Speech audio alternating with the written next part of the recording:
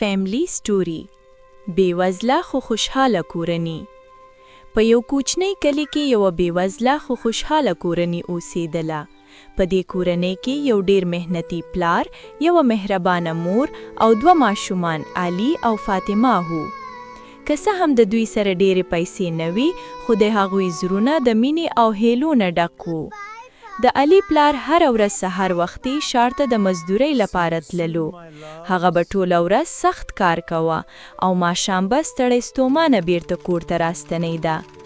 د هغوی مور به په کور کې د ګنډلو کار کوه تر څو د ماشومانو اړتیاوې پوره کړي. که څه هم د دوی په کور کې لوبې، قیمتي کالي او خوندور خواړه نه وي، خو دوی ټول له یو بل سره ډیره مینه لرله.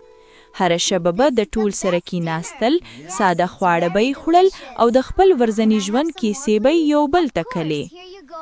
علي او فاطمه په زده کړو کې ډیر زیار ایستو. هغوی پوهېدل چې زده کړه کولی شي د هغوی ژوند بدل کړي. یوه ورځ په ښوونځي کې استاد اعلان وکړ چې کوم زده کوونکي چې په ازموینې کې تر ټولو زیاتې نمرې واخلي، هغه ته به سکالرشپ ورکول کیږي.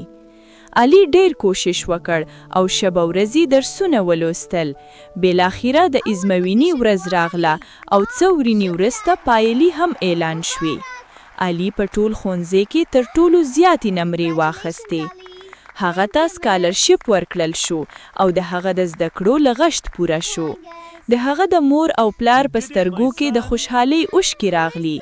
هغوی علي په غیږ کې ونیو او ورته یې وویل چې مهنت او صبر هیڅکله ضایع نه ځي.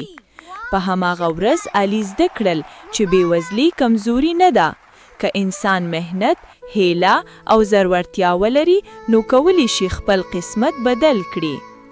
سبق: مهنت، زده کړه او صبر انسان بریا ته رسوي.